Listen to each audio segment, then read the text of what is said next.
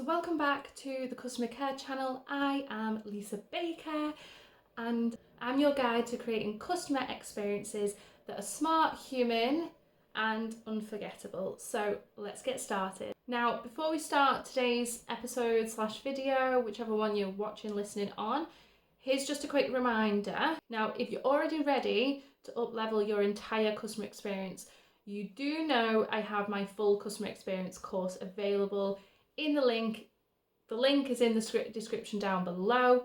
And don't forget, you can also grab your free customer avatar template at customercarechannel.com or down below, whichever you fancy, which basically gets you to create your ideal customer.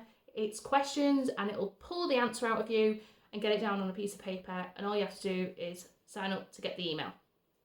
So it's basically the perfect starting point for you to understand your audience better and serve them basically more intentionally instead of just like putting stuff out on a whim. So today we're talking about something that every business deals with: customer service mistakes. Oh yeah. Now, even the best team slips up here. And these mistakes become patterns. They cost you trust, they cost you sales, and basically long-term loyalty. That's when your customer can go, I've been with you for 15 years, you keep doing this to me, I'm going to go and find someone else.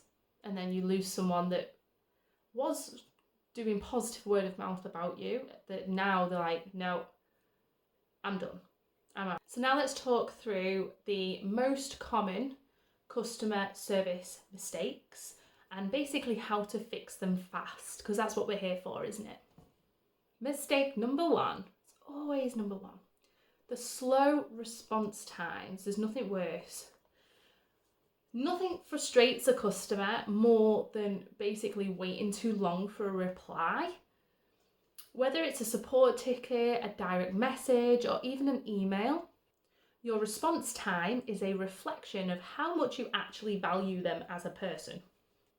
So you don't reply, they probably think, they don't care about me. How does that make me feel? So let's fix it. So you need to set a clear response time goal, a KPI, a key performance indicator. So one way to fix this is to use automated responses that give real-time expectations. So, for example, even on social media, on like Facebook, Instagram, all of them, you can create an automatic response that says, so that person straight away gets something back saying, thanks for your message, I'm going to be reading this within the next 24 hours or 5 hours or whatever that may be. In the meantime, if you're stuck, please see our support pages here and then a link. And we'll be getting back to you as soon as we can. Thank you for your message. It's as simple as that. You've basically told them, we've received your message, when we're going to reply, here's our support information. If it's actually a silly question, they can just go and answer it themselves with self-help. And the fact that you value them, we're going to answer as soon as possible. And obviously, if you can't solve the problem straight away for them, you're checking in anyway. You're saying, hello, thank you, here's our timing, and then they know you've actually received it. Because there's nothing worse than sending like an email and then just not hearing anything back and being like, have they got that? Have I sent it to the right place? Or are they just ignoring me? There's nothing worse. So silence is actually worse than I'm still working on it. And I've tried to explain this time and time again when I've worked with support teams. I used to manage a support team, and sometimes people don't understand that an update saying, I'm really sorry I've not got any further with this, however I am looking into it, is better than not replying at all. But I think a lot of people feel that they are sending a message basically saying, I can't do it, when actually you're saying, I've not figured it out yet. And, you know, along the lines, if you can't figure it out, then you look for workaround options. But not saying anything is actually worse than saying I've not physically got basically a resolution for you. Number 2 is scripted and robotic replies. Now, customers can spot a canned response a mile away, and it instantly makes them feel unseen. So now, I have just told you to create an automatic reply. So what you have to do is try and personalize it so it doesn't sound like a pre-created message. And the reason we say this is because you want them to feel seen, you want them to have the answer and the fact that when you're going to reply.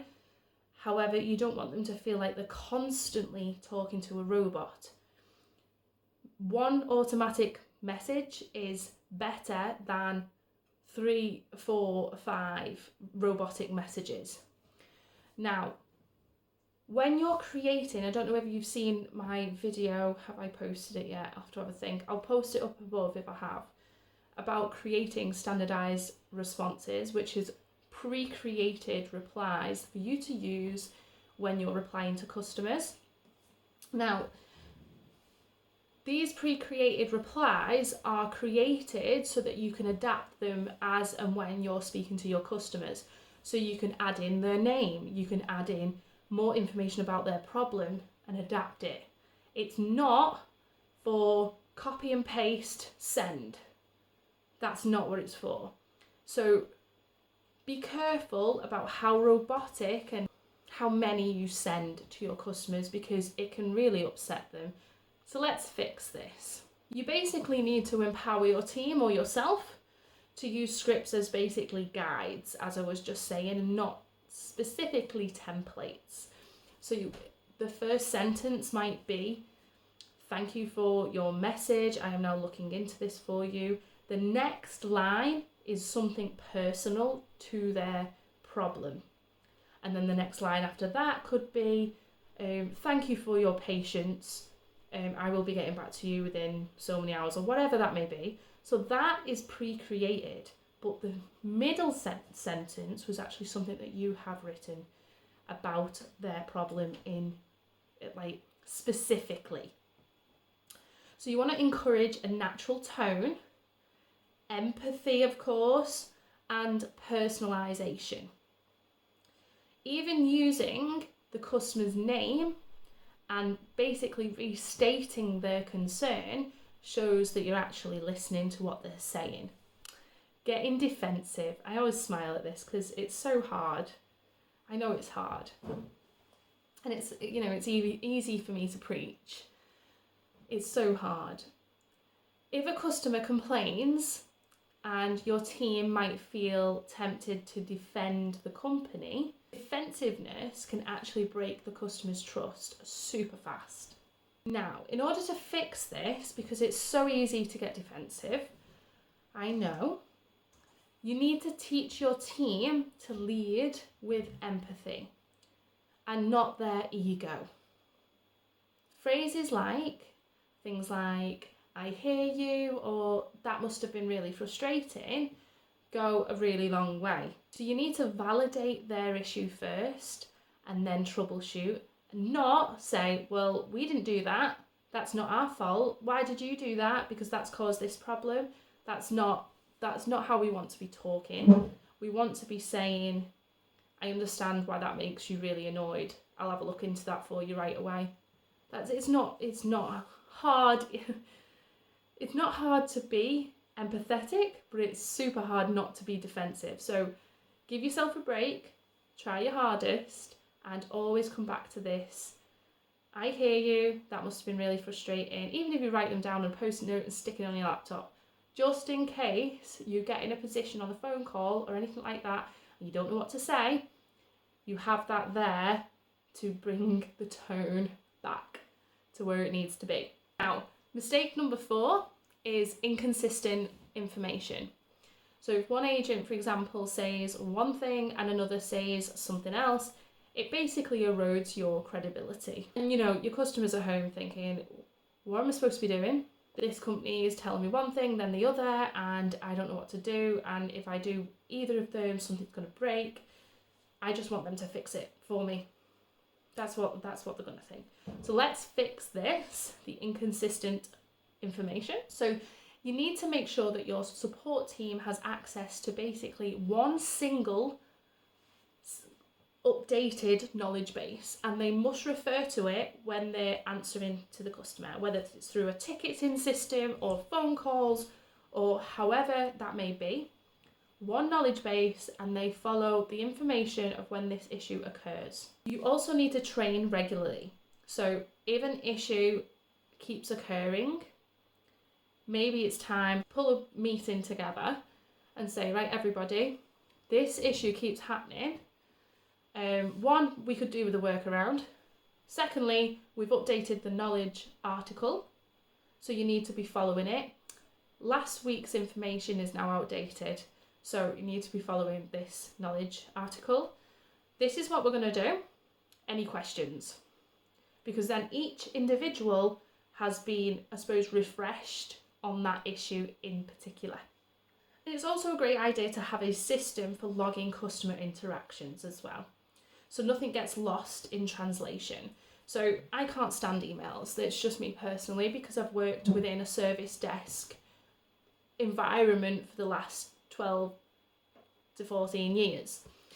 The service desk environment has taught me that when you've got a system and a customer, I suppose, sends an email into it, no matter who is dealing with that customer and that problem, it'll all be within that one ticket.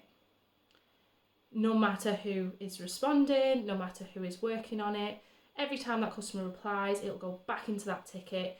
It's super organised, and it just relies on the support team actually updating it with what they've done, which is another hurdle for another day. So having a system in place, which by the way, there's free ones online, you just put in free service desk software, there's stuff on there. I've got a lot of experience using ServiceNow.